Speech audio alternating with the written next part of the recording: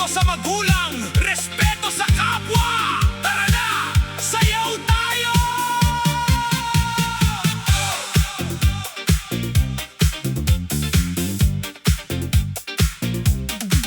Kabataan ngayon, minsan ay matigas ang ulo. Kapag pinagsabihan, sagot ay ayoko. Magulang nagsasalita, hindi man lang nakikinig.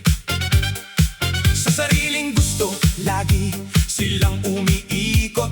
Nakakalimutan ang simpleng paggalang. Sa salita at kilos, dapat may kabutihan.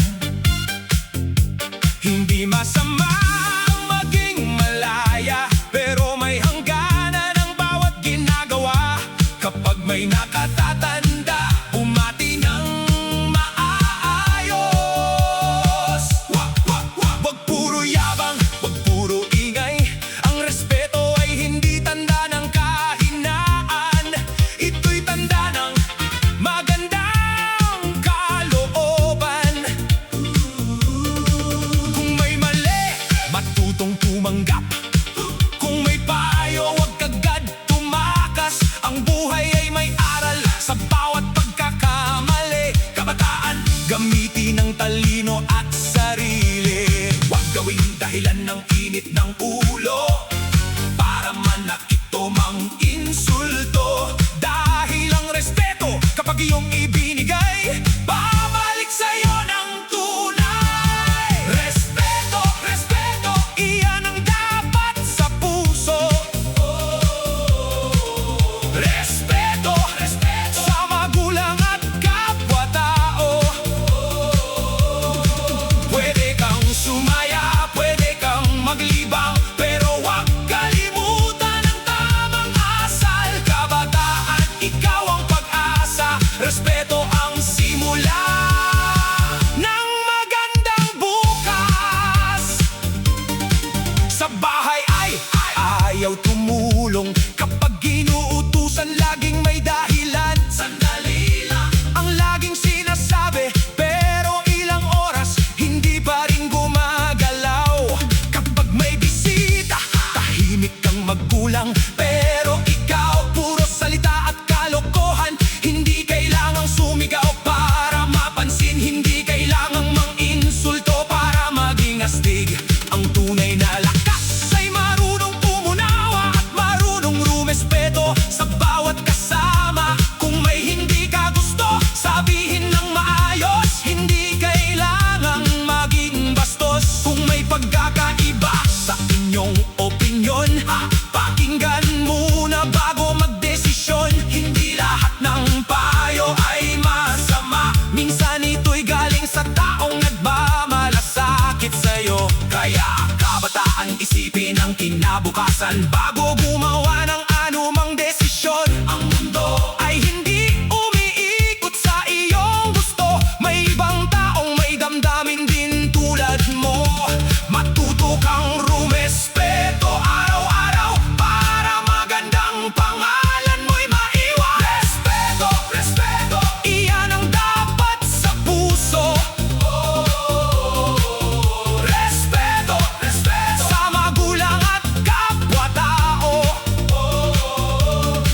Pwede kang sumaya, pwede kang maglibang, pero huwag kalimutan ang tamang asal. Kabataan, ikaw ang pag-asa. Respeto ang simula ng magandang bukas.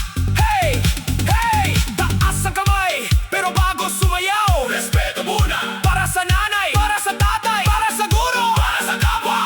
1, 2, 3, 4. Sayaw habang natututo. 5, 6, 7, 8. Respeto ang ating dapat. Hindi sukatan ang tapang sa pagsagot. Hindi sukatan ang yabang sa pagiging sikat. Ang tunay na astig ay marunong magpakumbaba at marunong magsabi ng salamat at paumanhin. Kung nakasakit ka, matutong humingi ng tawad. Kung nakamali ka, wag nang ipagpilitan.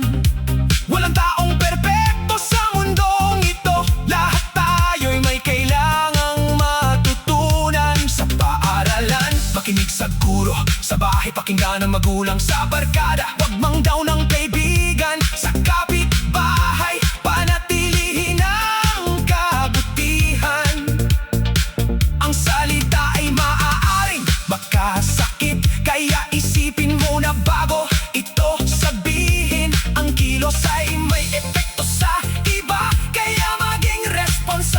sa bawat gawa.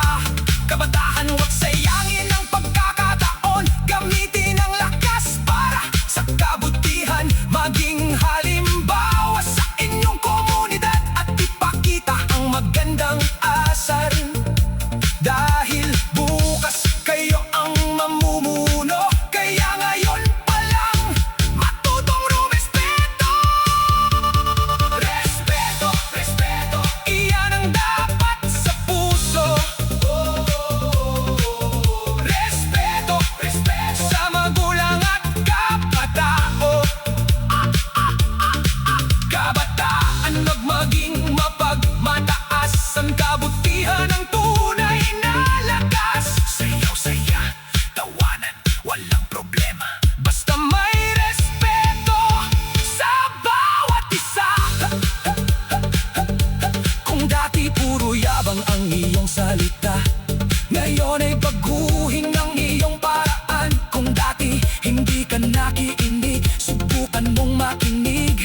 Kahit sandali, hindi nakakabawas sa pagkatako. Ang pagsunod sa tamang payo, hindi kahinaan ang paghingi ng tawad.